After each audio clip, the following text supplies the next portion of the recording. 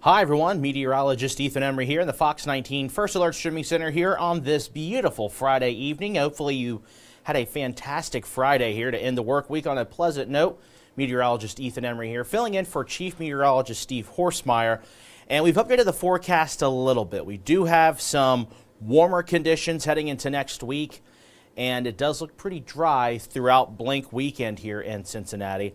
And then, of course, we also have that 14-day forecast exclusive here in Cincinnati, right here on Fox 19. We'll dive into that. Made some changes to it, and there are some chances of rain showing up in that 14-day forecast. All of that coming up and more here in just a couple of minutes. But want to begin, we're live wherever you stream. I know there's a lot of folks out there probably heading to Blink if you're not already there. We've got some of those high school football games taking shape here this hour, and then we also have, of course, folks getting prepped for homecoming for UC here coming up this weekend. There's just a lot going on. And so with that being said, something I do on weekends for 19 at 6 is give you your forecast first. I'm going to do that tonight because of just how many things are going on. I don't want to waste your time, and just in case if you need to go out and enjoy the ambiance of Blink Cincinnati or whatever it is you're doing. So I'm going to give you tonight's forecast, tomorrow's forecast, and that 7 day. So tonight we've got temperatures dipping down to 42 degrees. So not quite as chilly as it has been the last couple of nights. We'll call it mostly clear. We head into tomorrow, though, abundant sunshine. Temperatures will be on the rise into the low 70s, 71 for your Saturday afternoon. And that 7 day forecast, we get even warmer heading into next week. So for Sunday, we've got a high of 72. Morning lows will, again, be in the lower 40s, mid 40s for Monday morning lows and Tuesday morning lows. Getting a bit warmer for your Tuesday, up to 78. Wednesday, it'll be a bit breezy, high of 77, and an evening chance for a shower. And then we do get cooler for the end of the work week. 61 for Thursday, 64 by Friday. And one thing I also want to add is coming up, we will talk about not only the 14-day forecast, but the winter outlook and what that means with the La Nina pattern, and kind of my thoughts on that. If you haven't seen my Facebook post, then this will be new to you. So I'll talk about that here coming up in just a little bit. So let's begin here. We showed you the rooftop camera. I do want to look at our Newport Levee camera here in just a moment. And what this is going to show is, well, it'll be aimed towards Covington and right along the far banks of Cincinnati and Ohio, but it'll be mainly aimed towards Covington. And again, we'll wait a moment for this camera to load. And there you go. You can see right there the lights of the Roebling suspension bridge there. Beautiful bridge. And the light show should be taking place somewhere in here at around 8 o'clock tonight. So we're going to zoom in a bit more, of course, as we get closer. Why it's zoomed in this direction is because there is a comet that's been, it's going to be seen for the next, I believe, the next week or so. But this is going to be something you only see every 80,000 years. And so Steve talked about it tonight at 5 and 6 p.m.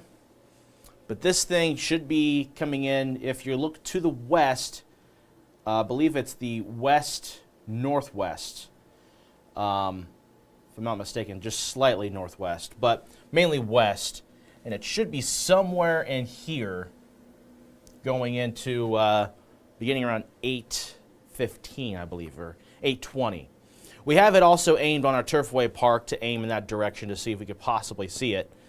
And we'll go ahead and switch that camera over here any moment when the computer is willing to show us. There we are. So here's that Turfway Park camera. It should be somewhere in here whenever it does appear. We do have some high, thin clouds.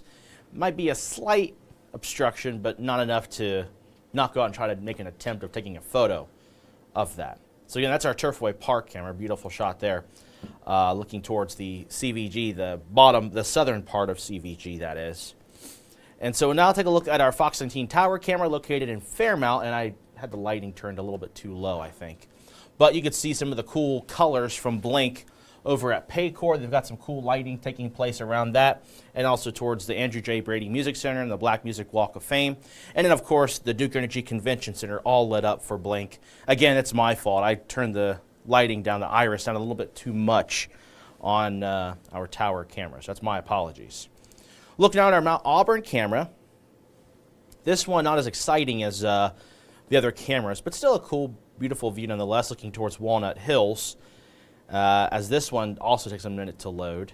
But this camera will show, it'll be facing towards the northeast, and we might be able to see the moon. The moon's more due east. Yeah, we're not going to see it.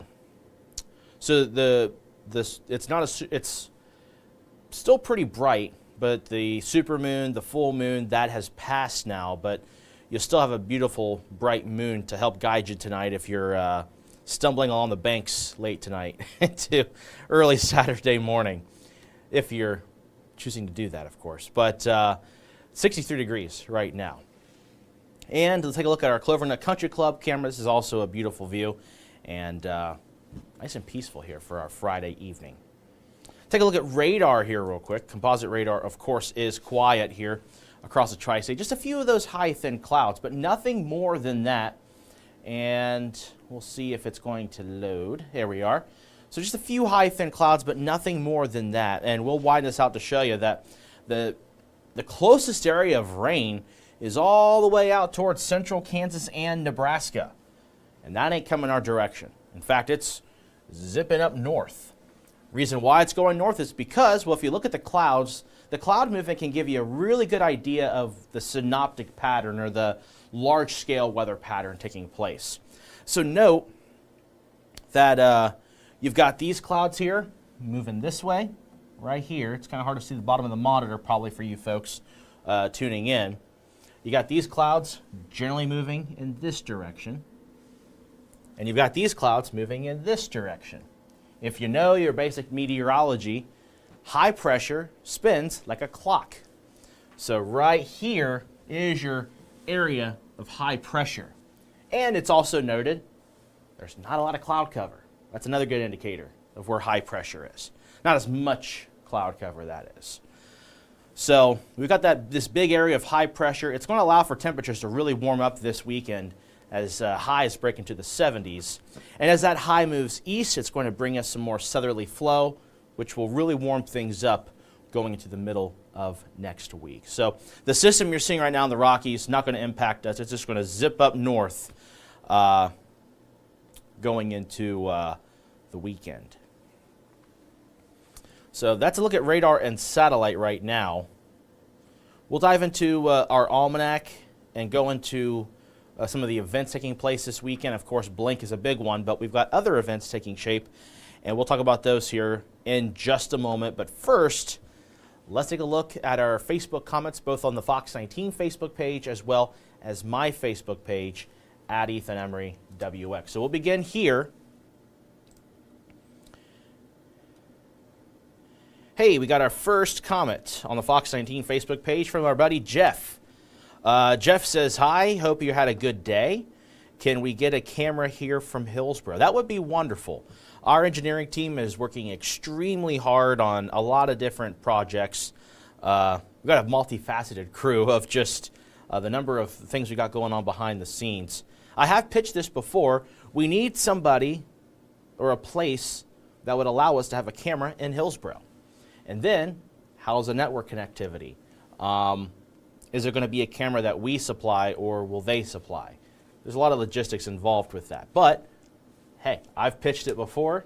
I think it'd be a great idea, not just for Hillsboro. I actually have a list of areas that I think would be wonderful to have more cameras.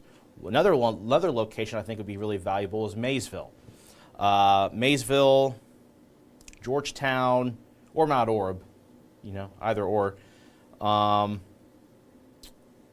also want to say Wilmington, Lebanon, Hamilton, right along the Great Miami River. That'd be a beautiful shot, wouldn't it?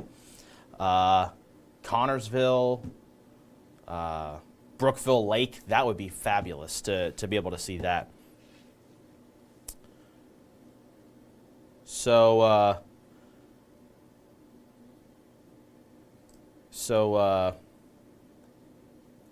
what was I going to say? We've got a spammer here. We're going to go ahead and hide those because we're going to have a positive conversation here.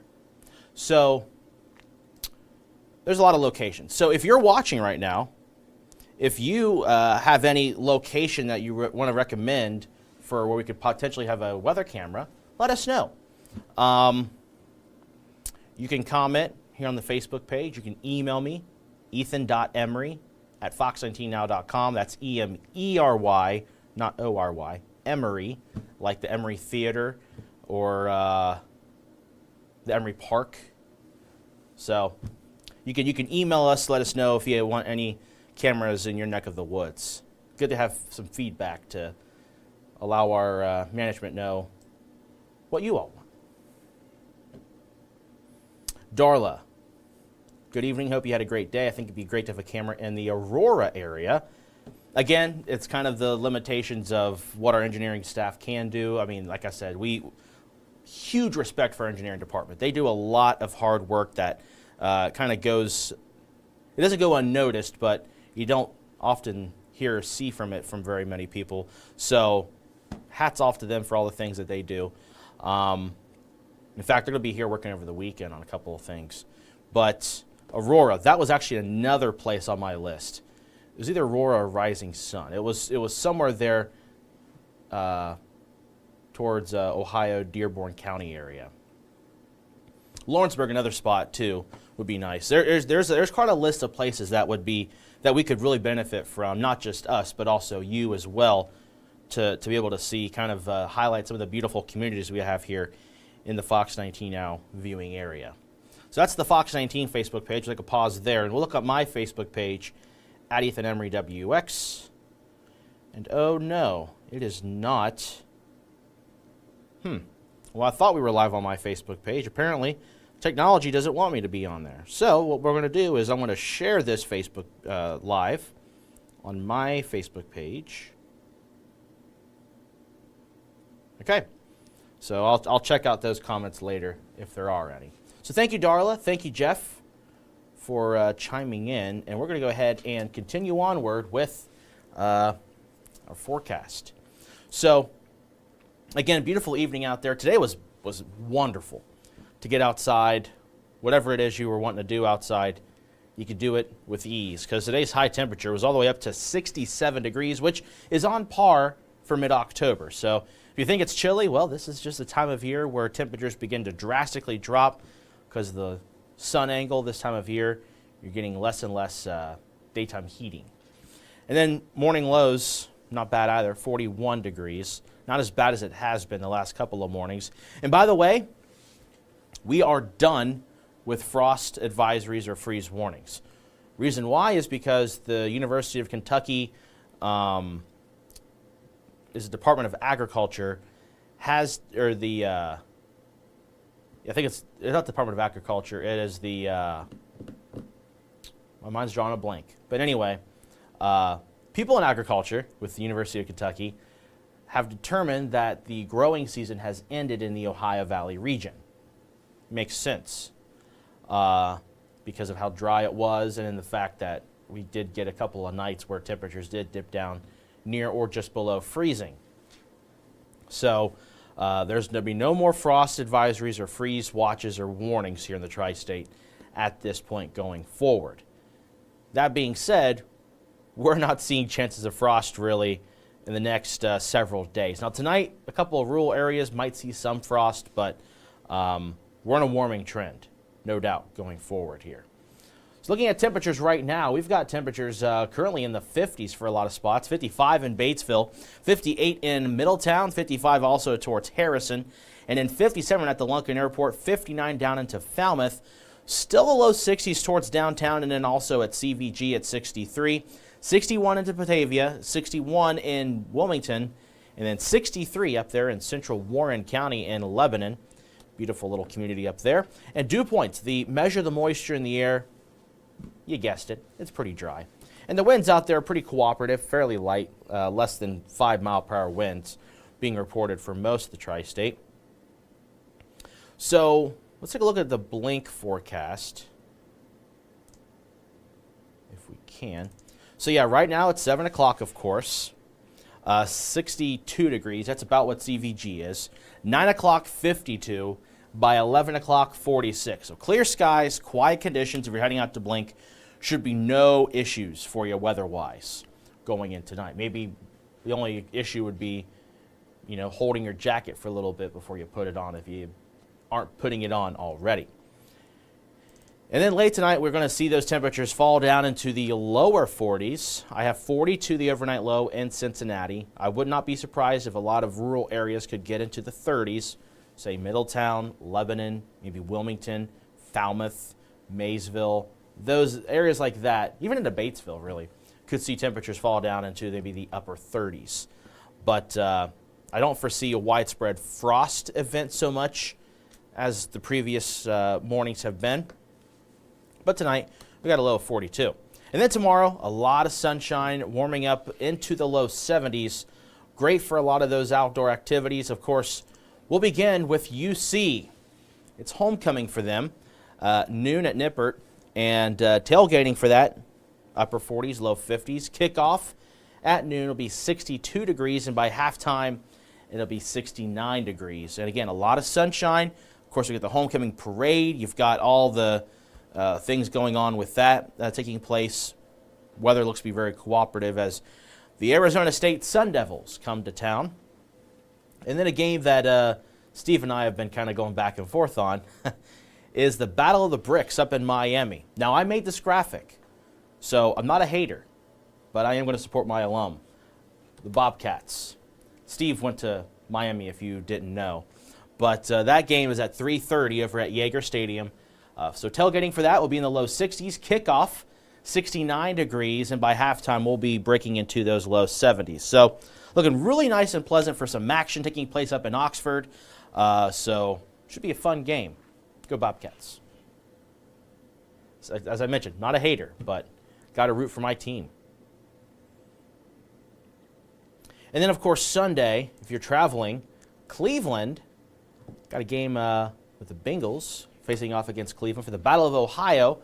If you're tailgating up in Cleveland at 1 o'clock, or before 1 o'clock, so around 10, 11 a.m. Up in Cleveland, upper 50s. Kickoff at 1 o'clock in Cleveland over at Huntington Bank Field, 65, and by halftime, 69 degrees. And again, mostly sunny conditions. This should be a really interesting game.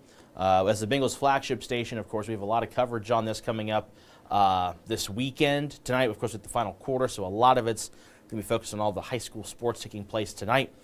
But tomorrow, of course, we're going to break down a lot of your Bengals pregame coverage, what to expect, those kind of things here on Fox 19.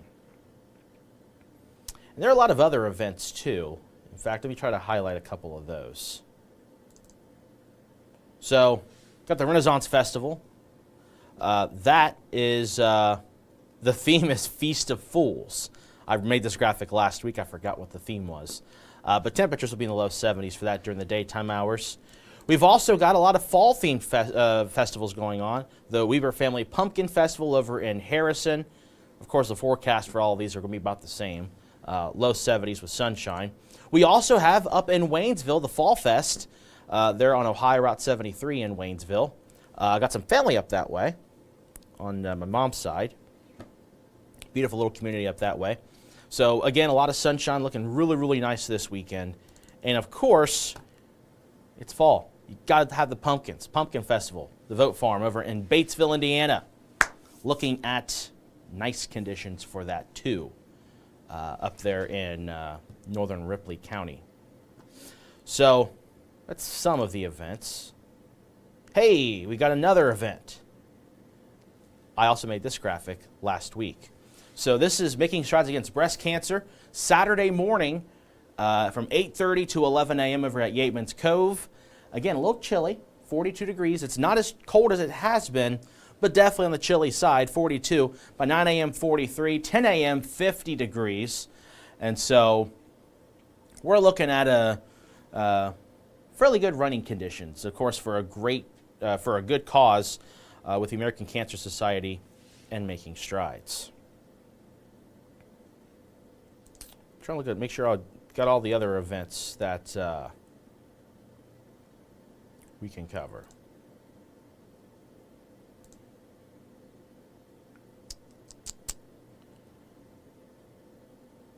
Well, I do want to highlight this because the Ohio Department of Natural Resources, ODNR, releases weekly foliage reports from various state parks. We've got a few in the tri-state that have reports. One of them, I believe, is Cedar Creek Lake Park. I think Rocky Fork State, or maybe it's Paint Creek Lake State Park up in Highland County. They also report the foliage, and I think there's another one, but I can't remember exactly where it is. But either way, we are actually very close to peak foliage. Now, it's a little underwhelming because of how dry it was back in September. That really limited the fullness of the trees. But there are a couple of areas in the tri-state reporting peak foliage, and I believe it's out in Highland County, or maybe it's Ross County or Bainbridge area that's reporting peak foliage. Again, the drought didn't really help with it, maintaining it longer. So we got near peak foliage this week. I would not be surprised if by next week we're going to be at peak or even close to past foliage. So if you want to see some nice colors, get out and enjoy it. You got this week and then part of next week before it really starts to come to an end. And I know a lot of trees are actually kind of bare because of the winds we had last week and, of course, the cold nights we've had. That doesn't really help with keeping those leaves up.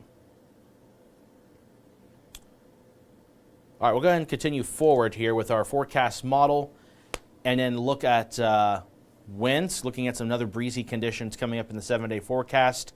Look at the 7-day, the 14-day, and the climate outlook for winter here in a moment. I do want to take a pause real quick and see our Facebook page. That way I can ensure that we've got all of the questions answered. And for that, we'll go to this camera. Sheila says, thanks for the update. Absolutely. Darla, I've been seeing posts about El Nino and La Nina winter. First off, what's the difference between them? And I've heard we could have snow around the beginning of December. That's that far out. If anyone's telling you it's going to be the first week of December, that's kind of a poop shoot, if you will. That's that far out. You really can't pinpoint snow because model to model run, it can vary extremely that far out. Now, about 2 weeks, you get a good sense of the pattern. 3 weeks, you can get a general idea of the pattern, but after 4 weeks, that's when it comes to precipitation especially, it gets really disoriented because that far out, you're looking at different parameters, limited parameters, mind you, like upper level winds, heights of the air, the atmosphere, which kind of gives you a general sense of where highs and lows will be. So that far out, Darla, I would not bet on that. But La Nina and El Nino comparisons, there is a difference between those two. And that difference all has to come from the Pacific Ocean. So I'll quickly answer your question, Darla. And we'll begin with what we had last year, or this past winter. And we'll do that. And then we'll show you the pattern that is going to be more favorable for this winter. So El Nino, this one's the more popular one. This is the one that most people know of. El Nino, you have the trade winds that move from east to west of the Pacific Ocean. And certain years, the trade winds actually go from west to east, which means you have warmer waters at the surface of the Pacific Ocean. Those warmer waters near the equator of the Pacific Ocean yields this influence of a weather pattern in the continental United States. And what this means is that we have the Pacific jet much further south, the polar jet not quite as far south as you'd normally see it, and what it usually gives us is drier than normal conditions across the Ohio Valley. So last year, if you recall, it was overall fairly dry. Of course, we did have opportunities where it did get cold briefly and it did get warm. So temperatures weren't, too crazy, but we did have, I think, warmer than normal conditions for the majority of this past winter. Now, when it comes to La Nina, it's the exact opposite when it comes to the Pacific Ocean. So, yeah, the trade winds, again, normally it goes from east to west. So remember, El Nino, it goes from west to east with the trade winds. In this case, those trade winds are a little bit stronger. And what happens is you get the sea surface temperatures in the central Pacific to be cooler. It's bringing in some of that cooler water conditions in the Pacific up to the surface. And that, again, influences the weather pattern here in the U.S. So what happens is the polar jet gets a little bit further south. Now, the Pacific jet, it's a little bit more of frequent, a little more frequency. So though the Pacific jet does get a little bit further north over towards the western half of the U.S., it does go a little bit down further south during, if you go over towards the eastern U.S. And what this usually yields for us is wetter than normal conditions. Now with temperatures, there's not really much of a correlation for us in the Ohio Valley at least with El Ninos and La Ninas. It kind of depends on the positions of these jets as the strength of the El Nino or La Nina take place. But it does have a direct influence on our precipitation pattern. So our precipitation pattern this winter favors this, a La Nina. So wetter than normal, but if you're looking for snow, you really want to see that cooler than normal move in. And unfortunately, it looks like the warmer than normal conditions look to take hold. And I'll show you that outlook here in just a little bit. But I do want to look at the forecast model for the next 10 days, show you that breezy day where we have a chance of rain, and then we'll dive into the 7-day and then 14-day and so on and so forth. I want to at least keep up with folks who are wanting to kind of follow along with what's to expect for next week. So that was the El Nino La Nina explainer. Hopefully we're able to digest that a little bit. And if not, I'll apologize and I'll jump back to it to maybe better understand it. So Tuesday of next week, so I just skipped over the weekend. The weekend's quiet. Monday's quiet. Tuesday's pretty quiet too, but Tuesday we'll see a little bit of cloud cover during the afternoon hours, mid to upper level clouds.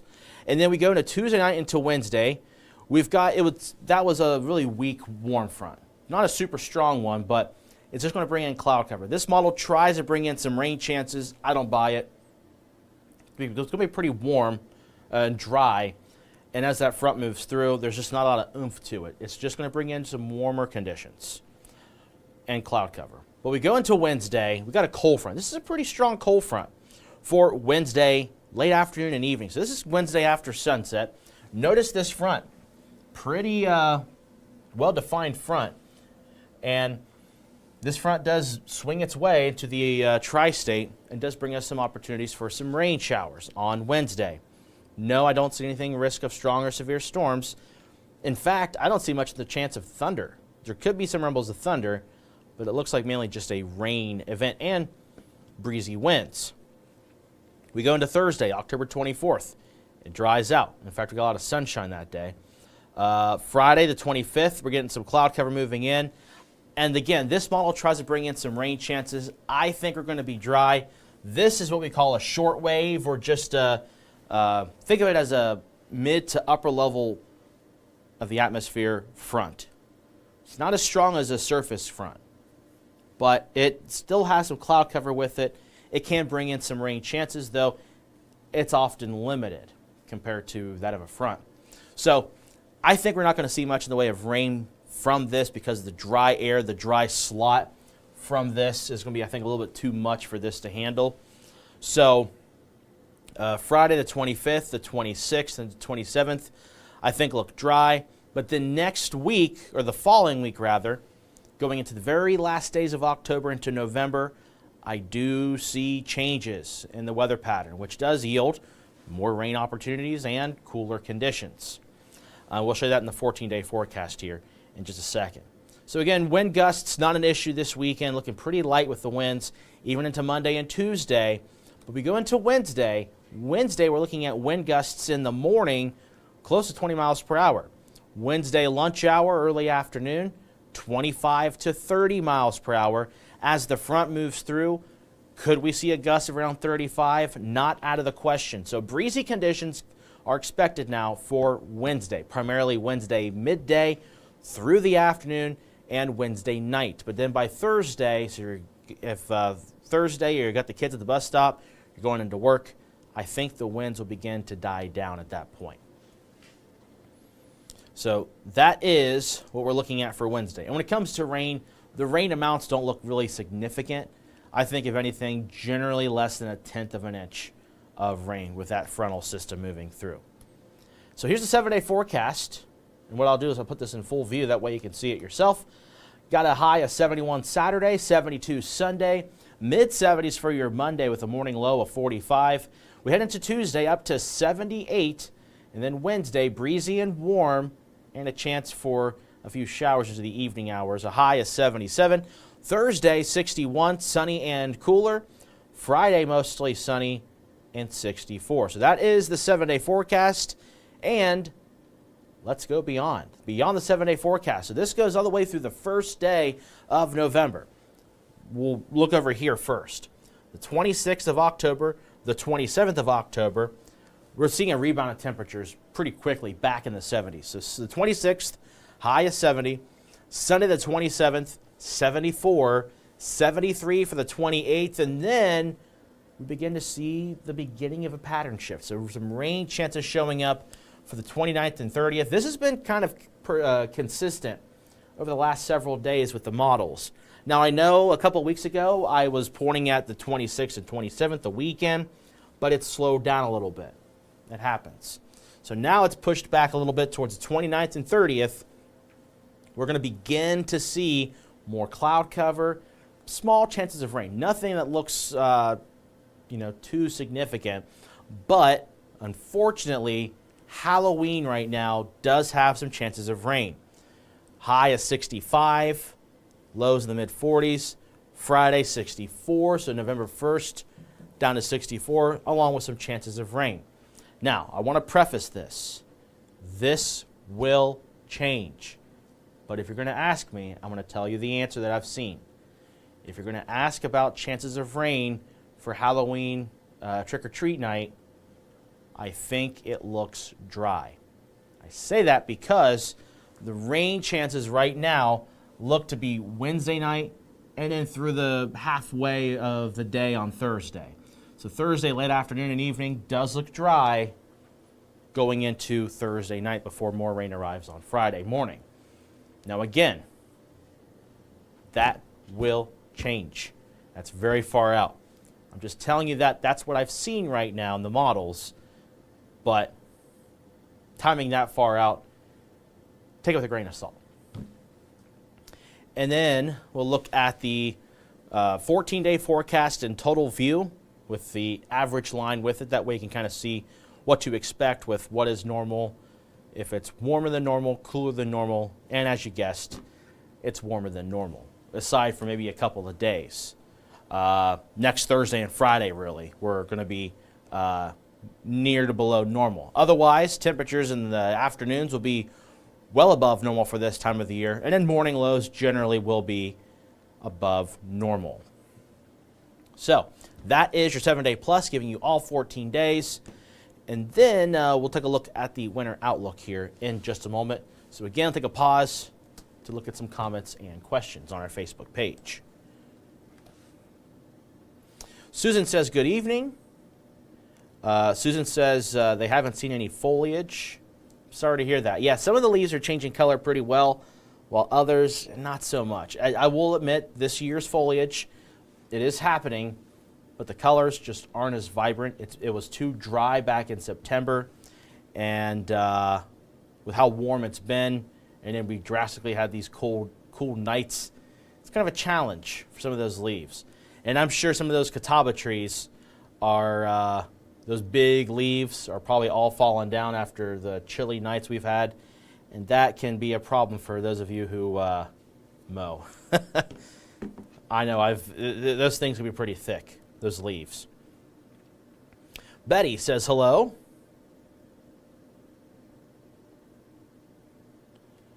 Frank Nelson says, in December this year, is there any chance of a repeat of a Mayfield tornado outbreak? Now, Frank, I would say no right now. Now, so consider this. The Mayfield tornado outbreak was quite an outlier in terms of how many of those supercells had those long duration tornadoes. I know because I was covering it. But when you look at the weather pattern we've seen, La Nina, that far out, what we can say is that the Ohio Valley does have more possibilities of seeing rain chances, and temperatures do look to be above normal. So could we see some stormy days? Sure, but I'm not going to be hyperbole. I'm not going to be sensational. That's not who I am. And if anyone out there is being sensational, suggesting something like this, then get them out of your life. They are nonsensical in this situation. So, Frank, I will say this winter we could see some storm chances. The intensity of those storms this far out, you can't really say much. When you're looking for strength of storm system, intensity of supercell development, stuff like that this far out, you don't really get much out of that. But the winter outlook, I'll show you that here in a moment. And again, it does show that we could see some above average temperatures and above average precipitation, which does yield the potential for storms. Darla says, thank you. Sarah says, hi, Ethan. Jeff, Ethan, keep checking on snow. It might change. Like I said on your post. Yeah, let's hope so. Frank says, because I know December, that December was extremely warm. It was. And if I recall, I want to say around that second week of December and around Christmas, both those time frames, we did see temperatures, well, I think it was record-breaking heat. So, Frank, I understand your concern. Don't get me wrong. I understand. In December, if there's any storm chance, I even feel anxiety because it was a pretty significant event for me covering it, just as much as anyone else who was watching. Now, granted, I cannot imagine or fathom the trauma of folks who were impacted by those storms. So yeah. So we'll take a look at the winter outlook, and I'll explain a little bit better, Frank, here in a moment. I just want to have a visual to add with that here. So I built this yesterday. This is official from the National Oceanic and Atmospheric Administration's Climate Prediction Center. And yeah, you can see temperatures do look to be above normal here into the Ohio Valley. Now, mind you, it's not as above normal. So we're not looking at, I don't think we're looking at unprecedented heat all winter long. And if my memory serves me right, well, last year we had the tornadoes that were in Tennessee Valley, right around close to the anniversary. Mind you, last year was an El Nino pattern. But when it comes to forecasting those things nearly 2 months out, it's really challenging. So, like I said, we do have above normal temperatures looking to be likely. So we are going to have, I think, more opportunities for more soggy days than we are going to see snowy days here into the Ohio Valley. And when it comes to precipitation, it actually looks like the better precipitation is going to be well further north. So if you're looking at Mayfield, I'm not sure, Frank, if you're living in Mayfield or have family or friends in Mayfield or southern Kentucky or western Kentucky or the Tennessee Valley. But note those areas are actually looking at near normal precipitation. So we're not looking at a large swath of what are the normal conditions down that direction. In fact, I wouldn't be surprised if some of those locations in western Kentucky are drier than normal. Wouldn't doubt it. Us in the Ohio Valley, though, here in the tri-state, we're going to be wetter than normal because the pattern set up with the La Nina pattern, it's a weaker La Nina, but the La Nina pattern that we have is going to allow for that polar jet right here and then curl down and then go back up this way. So we're going to see a lot of low pressure systems develop right over the Great Lakes region. So if you got family up in towards Toledo, Kalamazoo, Detroit, up towards Mackinac, UP, Madison, Milwaukee, up through there, they're probably going to see more lake effect snow potential, depending on if the ground freezes up enough and, well, even for the fact that the Great Lakes, if they don't ice over, lake effect snow could significantly increase. But if you're looking for storm development, or at least storm patterns, you'd want to see this further south. That's not the case. So again, I think we could see some storm chances this winter. Can't pinpoint a time frame, can't pinpoint impact or severity, nothing like that. If you're trying to compare it to last year, I don't see it to be that much. If you're trying to compare it to 2021, I also don't see it being that much. Because the pattern favors really dry conditions near the Gulf. And if you want to see good Gulf moisture flow to generate those storms, you'll want to see above normal precipitation in those areas to kind of, again, feed that moisture. So I would not be concerned right now. And I would not lie to you or lead you astray. It's not who I am. Okay. It's been about almost 45 minutes on here. Sheesh. I talk a lot. So share that 7-day forecast one more time, and then we'll go ahead and hop off of here. So the key takeaways from this forecast coming up. The weekend's nice and quiet. Great for Blank Cincinnati. Great for UC homecoming. Great if you're going to be outside tailgating here at home while you're watching the Cleveland game. Battle of Ohio coming up on Sunday. And then next week, really warm. Windy or breezy conditions Wednesday. Chances of some afternoon and evening showers. Maybe a rumble of thunder at best Wednesday. Nothing more than that. Cooler conditions heading into the end of next week. And then another warm up going into the following week. And then by Halloween, chances of rain, temperatures still above normal, but a little bit cooler around that time frame. And of course, as we get closer, we'll let you know more details about Halloween and trick-or-treating conditions.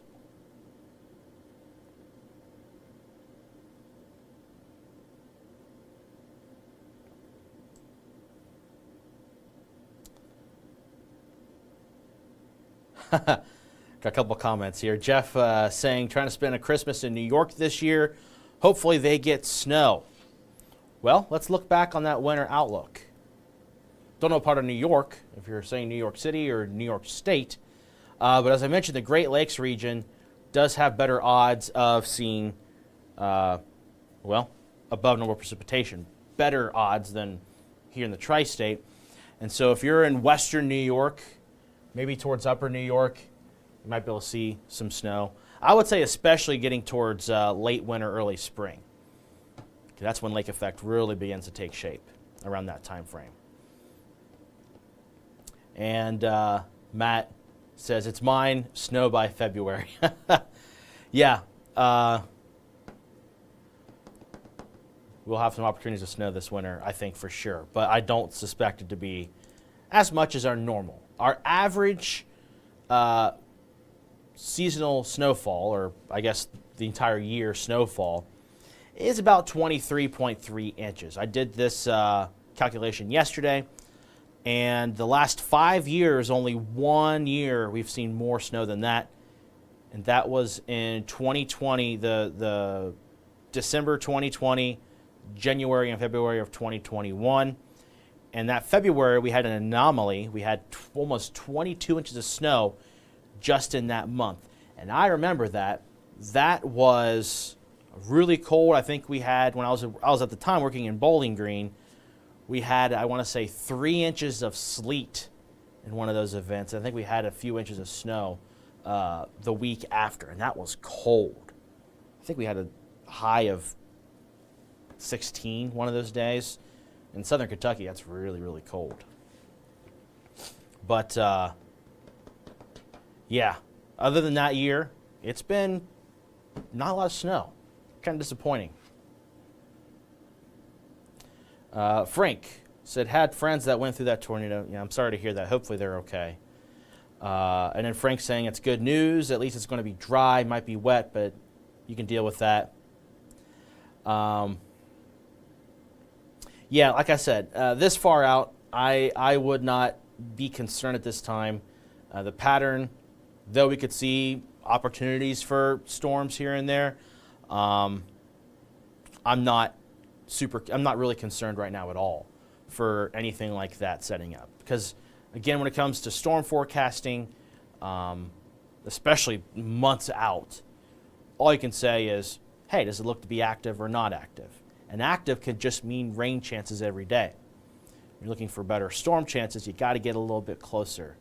So on the odds of, I would say 2 to 3 weeks after that, you really can't. It's too much of a challenge.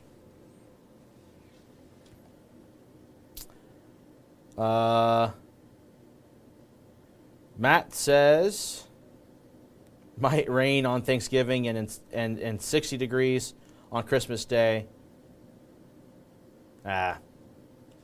Okay, Matt. Jeff says whatever one has the big Christmas tree. That's New York City. Yeah, that was New York City. Darla says, I have a friend in Florida who got hit by Hurricane Milton. Do you think they'll see any more hurricanes? They're trying to rebuild. So I did look at the tropical development outlook, and I don't see anything heading that way right now. We do have, well, it went away. So there is a system developing down here, but it looks like I think it's tropical System 15, if I'm not mistaken. But right now, it's out here in the open waters in Cuba, or just south of Cuba. I haven't looked at the latest update because this map is brand new. This must have come out, well, it's 8 o'clock, so this is a brand new update. But there is this system here. Doesn't look to be super impressive. It looks to be going through the islands and then kind of falling apart. But I would say right now, there's not any concern for folks up in North Carolina or Tennessee or, Milton, Florida, excuse me. Helene is what I was referring to, but Milton. For Florida right now, I would say not to be concerned. I need to look at that. Well, you know what? It's after 8 o'clock. Let's just go ahead and work live. So I'm going to pull up a graphic. This is something I haven't seen yet. But I am going to try to find the track of that brand new update of that tropical system.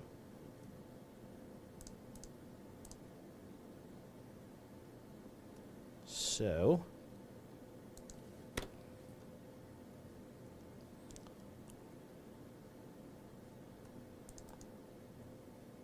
again, I'm building a graphic right now.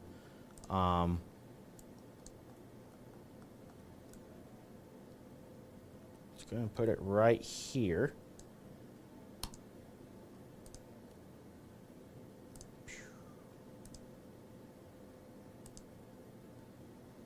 Okay. Now, let's look at...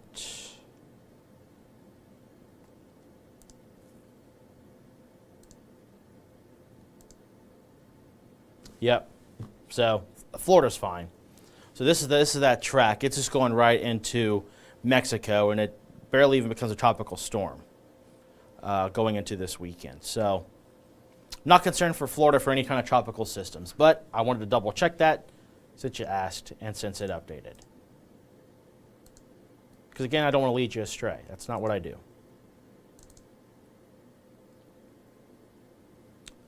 So again, the 7-day forecast looking pretty warm for the first half of next week. Then we get a little bit cooler heading into that end of next week. Look at my Facebook page real quick before we sign off here.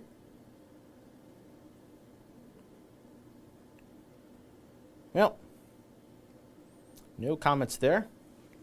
So we'll go ahead and hop off here. So thank you all so much for joining us here on our Friday edition of our 7:15 weather show. Again, I'm filling in for Chief Meteorologist Steve Forsmeyer tonight at 10 o'clock. We'll be on 19.3. And, of course, we've got your final quarter with our great sports team coming up on Fox 19.1 following the game that's tonight. And they'll have all your high school headlines and everything else that comes with that coming up here tonight on Fox 19. Of course, you can get the forecast anytime, anywhere on the First Alert Weather app, on the First Alert 24/7 weather streaming channel, as well as on fox19.com/weather. So thank you all so much for joining us here. Hopefully you all have a safe and fun Friday evening. We'll see you tonight at 10 o'clock, hopefully, on Fox 19.3, or on anywhere you stream. But if you can't make it for that, of course, we got you covered tomorrow morning, beginning at 7 a.m. Meteorologist Ashley Smith and I believe Peyton Marshall's in. And they got all the stuff covered for you. And then I'll be here tonight, or tomorrow night rather, at 6 p.m. for 19 at 6. So with that being said, thank you all so much for joining us. Have a great Friday evening.